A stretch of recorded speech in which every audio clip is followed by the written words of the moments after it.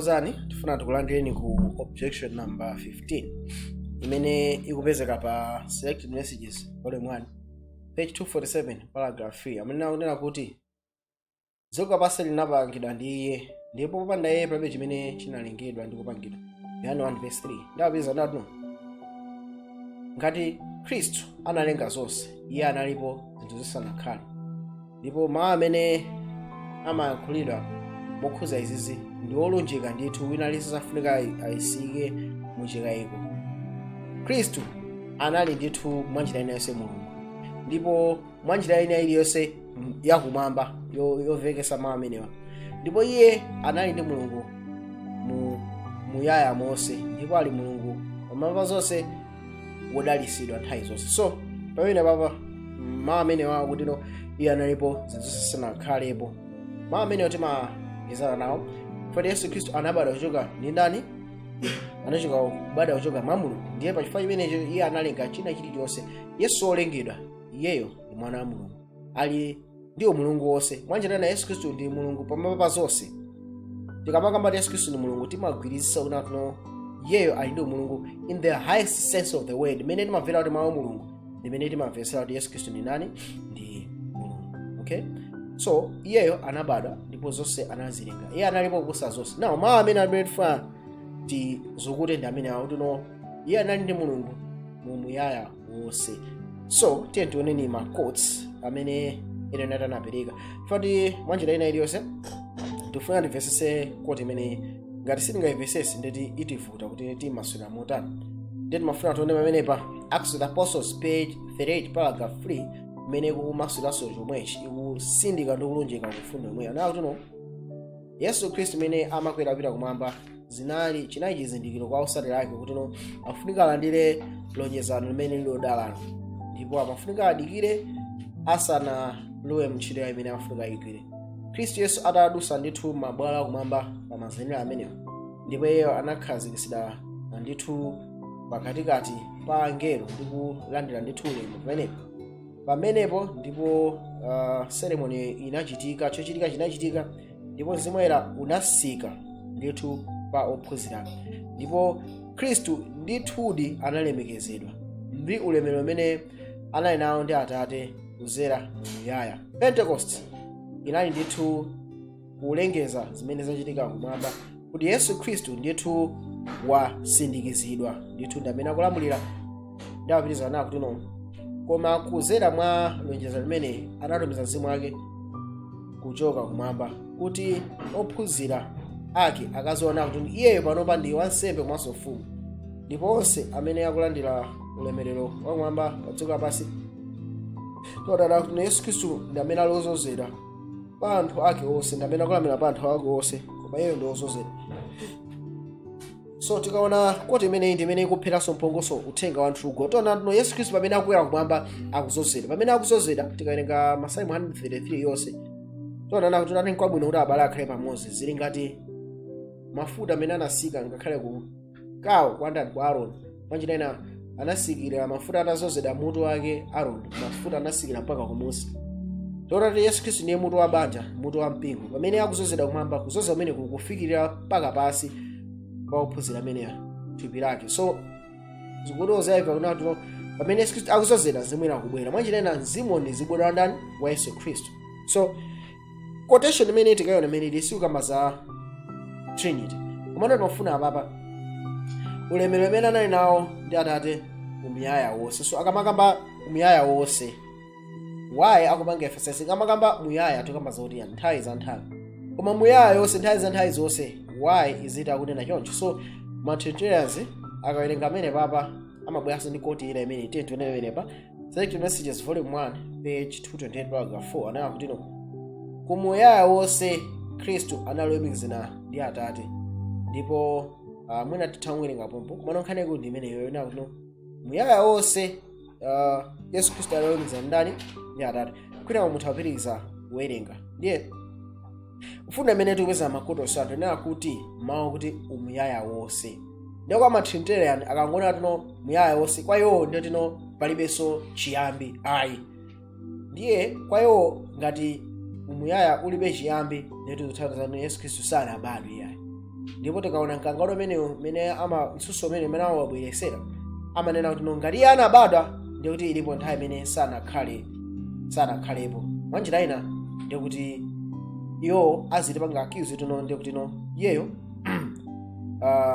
mwanjira ina ngazi choncho ndiye tizikuonesera ona kuti sanakhale ndi Mulungu kwa muyaya wose. Mwanjira ina amabweretsa argument imene kuti mwaona ngati ali ndi Mulungu Tate kwa muyaya wose ndiye sanabadwe, ngati anabadwa ndiye sanakhale ndi Mulungu Tate kwa muyaya wose. So chinthu chimene amabweretsa argument imene ikuvekade reasonable. Mwaona tione kunena kuti Ellen White mauti muyaya anagwiritsa ntchito motani. Taona amene agwiritsa ntchito koko ndite tizukute kuti akuti chani. Ndiye tiwerenge education page 178 paragraph 4 anena kuti mbiri ya iye amene ali ine ndine imene wailemba mawu ake polumikiza chain ndi chain china makamaka mulose. Tionana kuti umuyaya wambuyomo ndi umuyaya wansogolomo zikutuza ife pomwe tili lero mu masiku, ndipo tithauza chimene chili kudza. Zonse zimene ulose watiuza kuti zichitika zachitika kufikira lero, ndipo titha kuzipeza ife pa masamba ambiri imene alembedwa, ndipo titha kusimikizana nazo zonse zimene zili kudza zichitika monga mwa ndondomeko yake. Ndiye tikaona quote imene iyi tikayona bwinobwino akukamba zoti muyaya. So muyaya mwanjira ina imene machendeya zakunena ndi nthawi zonse basi. Mano ena anagwiritsa ntchito muyaya mosiyana. Ana atuno eternity mbuyo, okay? Eternity sogolomo. Mwanjira ina tikutha kuona atuno akambakamba za muyaya akukamba za masiku amene sangathe kuwerengeka ndi kawerengedwe ka anthu ka nthawi. So muyaya zikuthandiza atuno masiku amene sangathe kuwerengeka ndi munthu ndi mene timawerengera ife nthawi pansi pano. So masiku osawerengeka amene wawa amene analipo chilengedwe chisanabwere amatchedwa kuti muyaya wambuyo. Ndipo tikamakamba za masiku amene azakhale osawerengeka pamene inu ndine taombolera tili ndi Mulungu amene wasauchetanso umuyaya koma muyaya wake wansogolo, okay? So tikamakamba za muyaya tikukamba za masiku amene kulibeko nthawi komanso singathe kuwatani kuwawerenga, okay? So tiye tipitizeni mfundo imene ngati zili choncho, okay? Micah 5 verse 2 pamene pakuti chani. Tiona amenepa anena kuti koma iwe Bethlehem Efrata ndi wang'ono kuti ukhale mwa zikwi za Yuda, mwa iwe mudzatulukira wina wakudzakhala oyuza mu Israeli, matulukiro ake ndiwo akale kuyambira nthawi yosayamba. So tikawerenga mawu amene wawa akamba za mchizungu ngati goings forth, ndiyo matulukiro ake ndi nthawi zosayamba mwanjira muyaya, okay? So tione kuti titawerenga ndikuwerenganso mawu amene wa mchizungu kuti atithandizire. YLT komanso RS7 ndi PPE, okay? So tione menepa tenga my version amene YLT are not, and his comings forth are of old from the days of antiquity. Tenga RSV are not known, whose origin is from old, from ancient days. Tenga PPE are not know, whose goings out has been purpose from the time past, from the eternal days. Komano chimene tikuona amene pamachina kuti matulukidwe ake akukamba za origin, okay? Tiye wenepa kuti zikuti bwanji tizukute ndithu mwakuya. Ndiye tikaona mawu amenewa goings forth mawu amene achihibiri amayimira kuti banja kumene akuchokera kapena chiyambi chake, tikuona wenepa. So mawu amenewa origin ndi amene amafotokoza kuti anabada bwanji kapena anapezeka bwanji tikagwiritsa ntchito English dictionary. Mwana menepa pamene tikagwiritsa ntchito Strong's imene imafotokoza ndithu mawu amenewa mu Chihebrew, mawu amenewa angoyimira kuti banja lake anachokera kuti, okay? Kapena kuti iye anapezeka. Ndiye tikugwiritsa ntchito Strong's kuti zikuthandizira. Ndiye tikaona menepa mawu otero everlasting imene anagwiritsa ntchito mu KJV everlasting, tikaona mu RSV YLT PPE tiona nawo kuti zikutoza ife ndi masiku amuyaya kapena masiku akalewo. Mwanjira ina tikaona ndithu mawu amene wawa ndikuona kuti ndikuyika mawu amene akuvekera mu origin. Tunano whose origin family descent is from old, from ancient days or days of iniquity. Ngawerenga mara yesivi. Tunano iye ndithu kubada kwake kuchokera ndithu kukale ku masiku akalewo amene masiku amuyaya. So tonana kuti Yesu Kristu ndithu anabadwa. Okay, matulukidwe ake ndiwo monga yikamba chichilewa, matulukidwe ake ndiwo akale kuyambira nthawi yosayamba. So kuzera mu nthawi yosayamba Yesu Kristu anabadwa. Okay, ndicho chimene Bible kutani ndikutiuza. Okay, so ndimafuna tionena kuti muthokerenga fundo imene ndayika pamene kumona kuti ipitirize tikamanga chimene chona kuti tikamakamba za Mrs. White kodi anagwiritsa ntchito mawu amene wabwanji. Tikamakamba za matulukidwe ake tipitizeni pamenepa tiwerenge Patrick the Prophets page 34. Wina tuno iye amene matulukidwe ake ali masiku iye amene matulukidwe ake ali kuchokera ku nthawi za nthawi anawerenga Micah 5:2 mu Patrick the Prophets. Ndanena kuti ndipo mwana wa Mulungu anena ichi za iye yekha. Pamenepo pamene akuzapangana koti Miyambo 8:22 mpaka 30.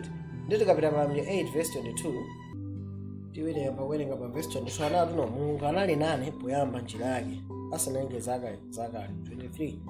Anandiyimika chikhalire chiyambire dziko lisanalengedwe. Okay, so tikamaona amene papa tikaona pa verse 22 ndi 23 ikukamba zoti Mulungu Yesu Kristu anali nani ndi Mulungu. Okay, asanalenge jani njira zake zakale lero anandiyimika chikhalire chiyambire dziko lisanalengedwe. Munchizungu kuti Mulungu, the Lord possessed me in the beginning of his way, before his works of God I was set up from everlasting. Kona menepe ndipo tikawerenga KJV tikuwerenga yonse ya full pati ndikufunika timvere menepo kuti pakuti bwanji. So tikapita pamene papa Miyambo 8 Proverbs 8:22 Proverbs 8:22 kuti the Lord possessed me in the beginning of his way, before his works of all. 23 I was set up from everlasting, from the beginning wherever the earth was. So Miyambo 8:23 akungamba kuti anayikidwa mu nthawi za nthawi pachiyambi potikawerenga chicho.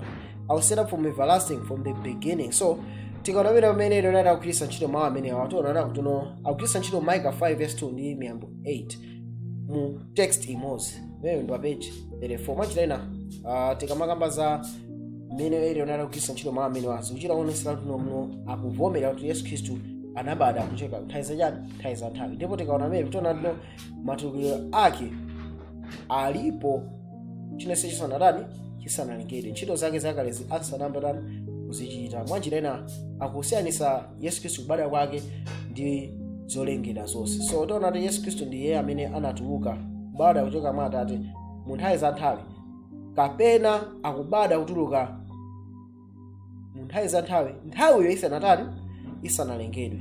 Ndipo pachifukwa chimene chichi nthawi imene wabadwayo pa nthawi imeneyo kuyambira nthawi imene anabadwa nthawi zonse zimene zilipo Yesu Kristu anakhala ndi Atate. Mwanjira since his birth kapena since anapangidwa brought forth nthawi yonseyo wakhala ndi Atate. Mwanjira iye anabadwa ku nthawi za nthawi ndiye kuyambira nthawi za nthawizo kuyambira kubadwa kwake mu nthawi za nthawizo Yesu Kristu wakhala ndi Atate nthawi yonseyo. So koti imene tikaitenga ndimene sister akufotokozera kuti asasusana ndi Ellen White. Sister White apasake kususana pakati pa makotsa Ellen White ndi ake ena kavekisika kamene ndingabwerese ndikameneko.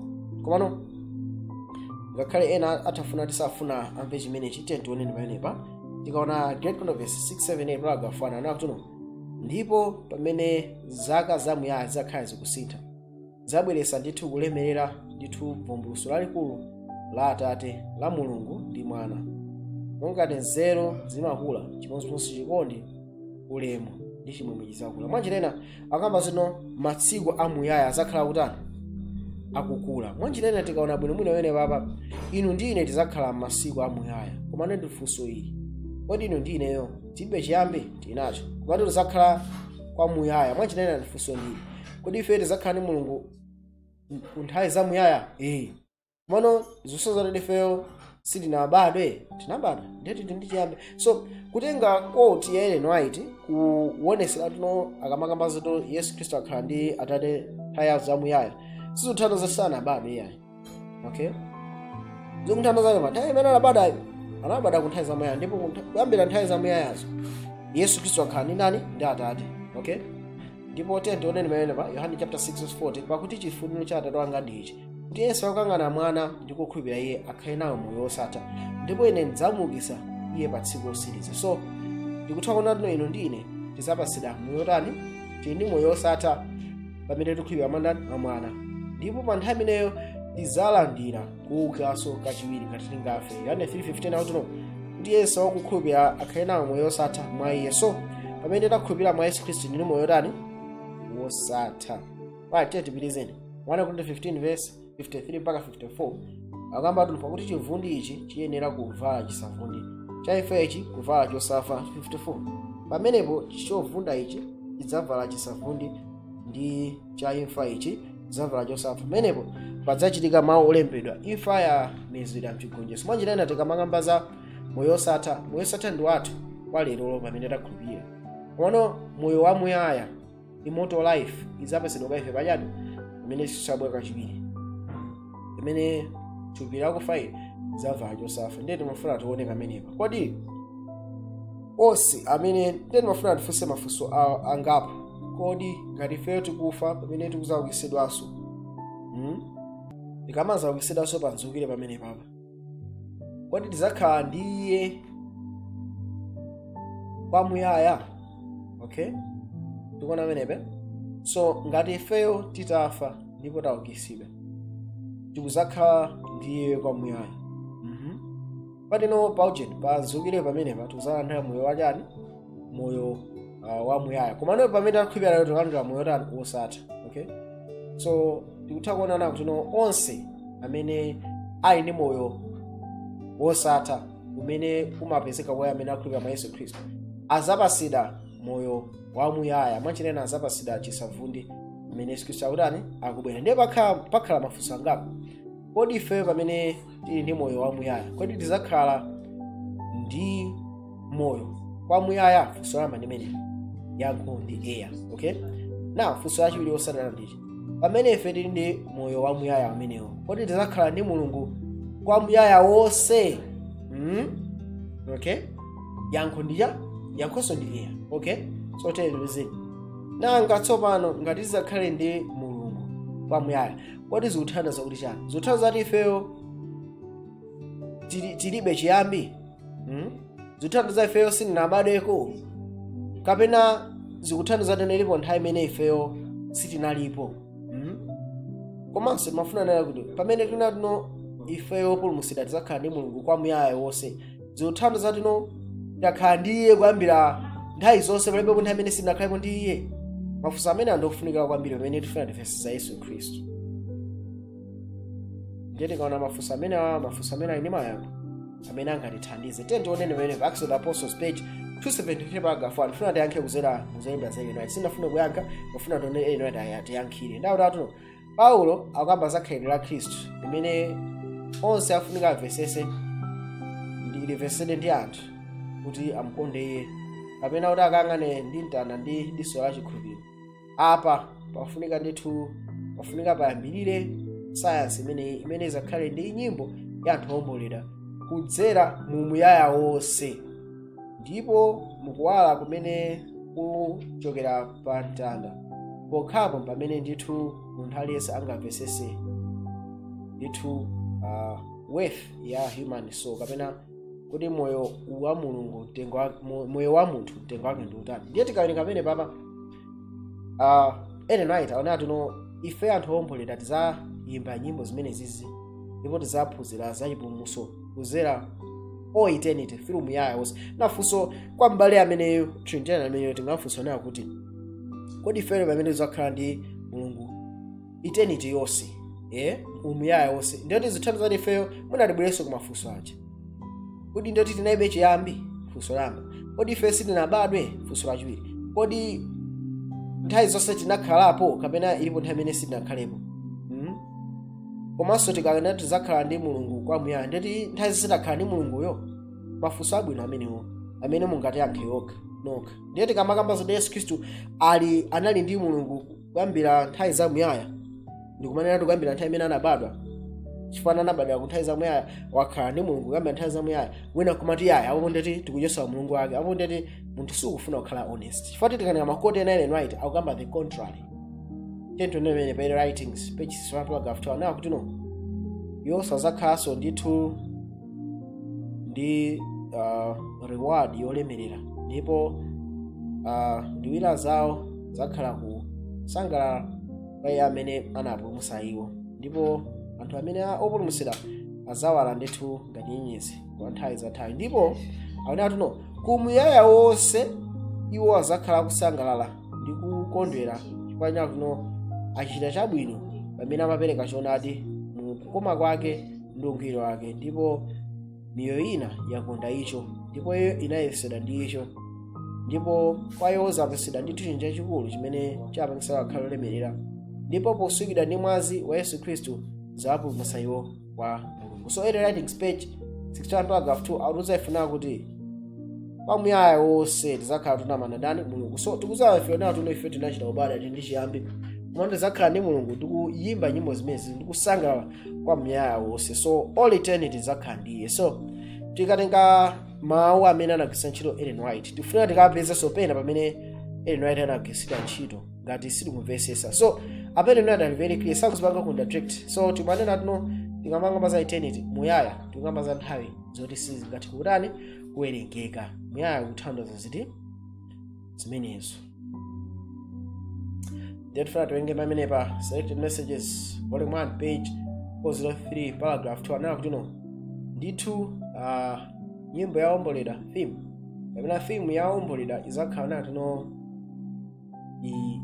ndi imene izagwire ntchito malengero a anthu ombolera ndithu mu muyaya wonse ndipo pazakhala ndithu zatsopano ndi zina zolemerera zatsopano zimene zizakhale zikuvumbulitsidwa kwayo kupulana chimbuso ndi matsiku amuyaya. So inuyo ndineyo theme yathu imene tizakhala tikumanga study muyaya wonse ndi plana chipulumutso. So tionana tinomwe ngati anthu timakhala mu nthawi mwana tikazalandira ndithu moyo wa muyaya amenewo pa dzukiro pamene Yesu abwera kachiwiri tizalowa mu muyaya kapena tizalowa mu eternity. Ndiye tionana tuno umuyaya uthachita kulowedwa monga ngati anthu tinabadwa koma tikulandira moyo wa muyaya kapena tikulandira moyo wosatha umenewu. Tikalandira moyo wosatha umenewu ndi moyo umene ngakhale ifeyo tingati tagona lero tizaukanso tikukhala mwa muyaya ndi mulungu